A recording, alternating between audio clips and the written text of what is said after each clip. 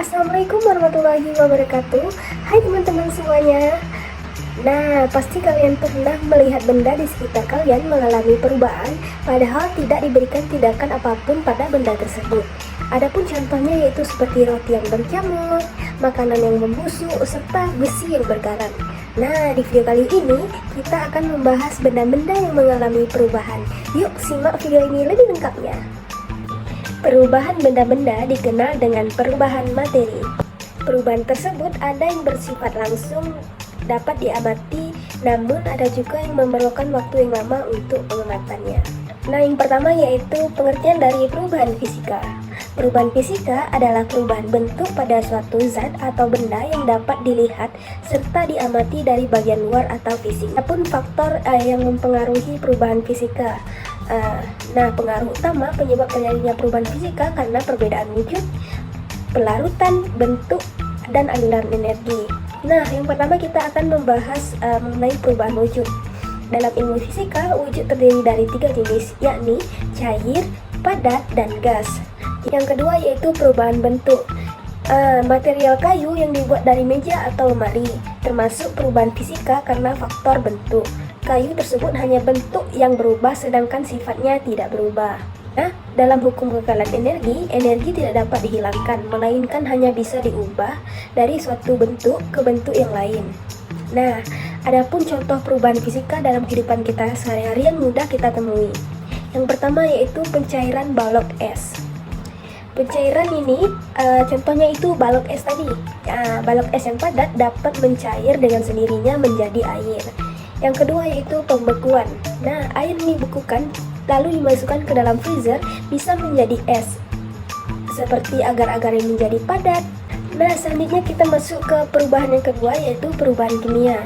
Perubahan kimia ini adalah bentuk perubahan pada suatu zat atau bentuk yang menghasilkan sebuah zat baru. Nah, sifat yang dimiliki pada perubahan kimia ini adalah irreversible, yang berarti tidak dapat dikembalikan ke bentuk semula. Nah, ada beberapa faktor yang mempengaruhi perubahan kimia ini.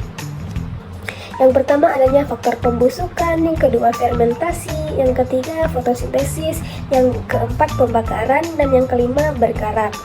Nah, kita akan membahas satu persatu faktor yang menyebabkan terjadinya perubahan kimia ini. Yang pertama yaitu perubahan pembusukan.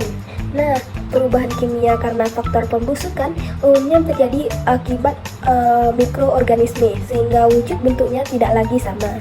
Bisa itu contohnya tadi roti yang berjamur ataupun berlendir. Selanjutnya yaitu perubahan karena pembakaran.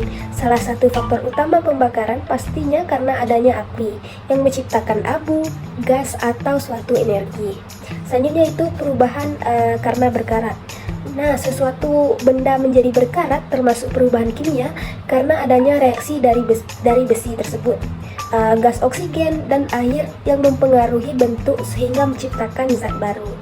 Nah, ada beberapa contoh perubahan kimia yang dapat kita temui dalam kehidupan kita sehari-hari. Yang pertama, arang yang terbuat dari kayu yang dibakar.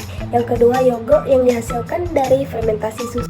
Nah, dapat kita simpulkan dari perubahan fisika ini adalah yang pertama, perubahan yang terjadi tidak membentuk zat baru. Yang kedua, zat yang berubah dapat kembali ke bentuk semula.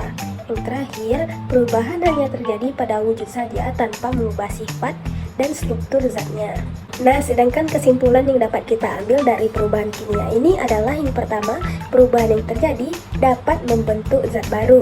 Yang kedua, zat yang berubah tidak dapat kembali ke bentuk semula. Yang terakhir, terjadi perubahan pada sifat dan struktur zat. Nah, itulah tadi penjelasan mengenai perubahan fisika dan perubahan kimia. Semoga penjelasan tersebut dapat menambah pemahaman serta wawasan untuk teman-teman semuanya ya. Saya akhiri, wassalamualaikum warahmatullahi wabarakatuh. Dadah.